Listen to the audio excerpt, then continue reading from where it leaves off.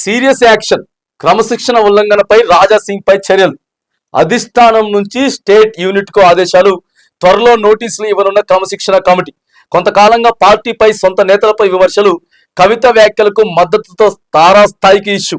దమ్ముంటే సస్పెండ్ చేయండి, అదే జరిగితే అందరి జాతకాలు బయట పెడతా. తేడా బ్యాచ్ తో పార్టీని స్ట్రాంగ్ చేయలేం. బీజేపీ ఎమ్మెల్యే రాజా సింగ్ సంచలనమైనటువంటి వ్యాఖ్యలు చేశాడు. రాజా సింగ్ ఎప్పుడైనా సరే వివాదాస్పదమైనటువంటి విషయాలలో ఫస్ట్ ఆయనే ఉంటాడు, ఇక రాజా సింగే ఉంటాడు. ఇక బీజేపీలో కూడా అంతర్గతంగా కుమ్ములాటలు మస్తున్నాయట. వీళ్ళు ఏం చెప్తారంటే మాది వైట్ పేపర్, మాది చాలా క్లీన్ పార్టీ, మేము అసలు ఎట్లా ముందుకు పోతామనంటే ఈ రెండు చిల్లర పార్టీలు ఎప్పుడు వాళ్ళ దాంట్లో పంచాయతీలు ఉంటాయి, ఇక్కడ ఎవరుండరు, మాకు ఒకటే లీడర్, ఒకటే బాస్, అంతే తప్ప బీజేపీలో ఎలాంటి ఇబ్బందులు ఉండవు అని చెప్పేసానంటే చూడండి ఎట్లా బయటపడ్డాయో. ఇప్పుడు ఎట్లా బయటపడుతుంది తెలుసా?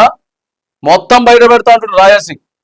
సస్పెండ్ చేయండి, దమ్ముంటే సస్పెండ్ చేయండి, మొత్తం బయట పెడతా అంటున్నాడు. గతంలో కూడా చేసిండ్రు, కొన్ని వివాదాస్పద వ్యాఖ్యలు చేసిండని చెప్పి సస్పెండ్ చేసిండ్రు, పీడీ యాక్ట్లు నమోదు చేసిండ్రు. సో ఇవన్నీ జరిగినాయి. ఇవన్నీ జరిగిన నేపథ్యంలో తేడా బ్యాచ్ ఉందట, బీజేపీలో తేడా బ్యాచ్ ఉందట. ఇక కిషన్ రెడ్డి కూడా ఈయనకు సంబంధించి రాజా సింగ్ సంబంధించి కూడా మాట్లాడిండు. ఎవరు మాట్లాడినా కూడా చర్యలు తీసుకుంటాం, అది తీసుకుంటాం, ఇది తీసుకుంటాం అని చెప్పేసానంటే ఇప్పుడు తాజాగా రఘునందన్ రావు కూడా వచ్చిండు. రఘునందన్ రావు గారు కూడా వివాదాస్పదంలోకి చిక్కుకుంటారు. కమలంలో ఫిర్యాదుల లొల్లి. రఘునందన్ రావుపై సొంత పార్టీ నుంచే తిరుగుబాటు. బ్లాక్ మెయిల్ సంపాదనపై బీజేపీ నేతల అభ్యంతరాలట. అసైన్డ్ భూముల వ్యవహారంపై ఇప్పటికే చర్చ. ఎమ్మెల్యే మహిపాల్తో భూ లావాదేవీలంటూ రగడ. కాషాయ పార్టీలో కొత్త లొల్లిపై మరిగా పలు కథనాలు వస్తా ఉన్నాయి. ఇక మన పటాన్చెరు ఎమ్మెల్యే ఉన్నారు కదా, గూడెం మహిపాల్ రెడ్డితో కలిసి మరి భూ కుంభకోణాలు జరిగినాయి, రఘునందన్ రావు చేసిండు అనేది ఇప్పుడు కొత్త లొల్లి షురూ అయిపోయింది. ఇక్కడ రాజా సింగ్ది కామనే, ఇక రాజా సింగ్ది కామనే. ఇప్పుడు ఆయనకి మళ్ళీ నోటీసులు ఇస్తారు, షాకాజ్ నోటీసులు ఉంటాయి, క్రమశిక్షణ చర్యలు తప్పిన వాళ్ళకు ఉంటాయి, సస్పెండ్ చేస్తారు, ఇవన్నీ ఉంటాయి. కాబట్టి ఒకేసారి ఏకదమ్ ఎగ్గా ఎట్లయిపోయింది అంటే అటు బీఆర్ఎస్ లో ఇప్పుడు కేసీఆర్ కి, కవితకి, కేటీఆర్ కి, హరీష్ రావుకి ఎట్లా ఈ 4 మందికి సంబంధించిన ఇష్యూ నడుస్తా ఉందో ఇక్కడ బీజేపీలో కూడా ఇక రాజ్నాథ్ సింగ్, ఆ తర్వాత ఈయన రఘునందన్ రావు, రాజా సింగ్ అండ్ రఘునందన్ రావు కొత్త ఇదైపోయింది. మళ్ళీ వీళ్ళ మీద తెరకొచ్చింది. మరి బీజేపీ ఏం చెప్తారో చూడాలి, అటు బండి సంజయ్ కానీ, ఇటు కిషన్ రెడ్డి కానీ.